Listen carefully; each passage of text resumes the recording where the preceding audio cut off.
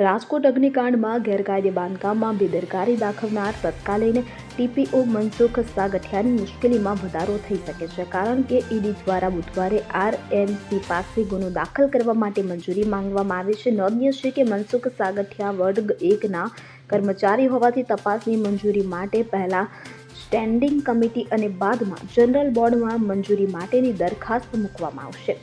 Standing committee Sagathiya વિરુદ્ધ money laundering હેઠળ તપાસની બહાલી આપીને જનરલ બોર્ડને સોંપવામાં આવશે.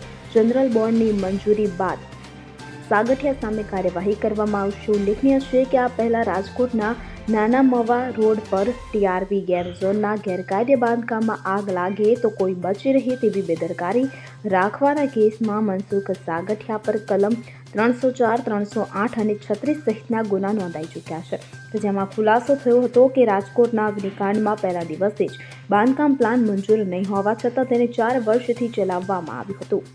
Bureau report CN24 news. હવે જુઓ દેશ દુનિયાની તમામ ખબરો તમારી આંગળીના ટેરવે. ઉઠાવો મોબાઈલ અને Google Play Store પરથી ડાઉનલોડ કરો અમારી CN24 ન્યૂઝ મોબાઈલ એપ.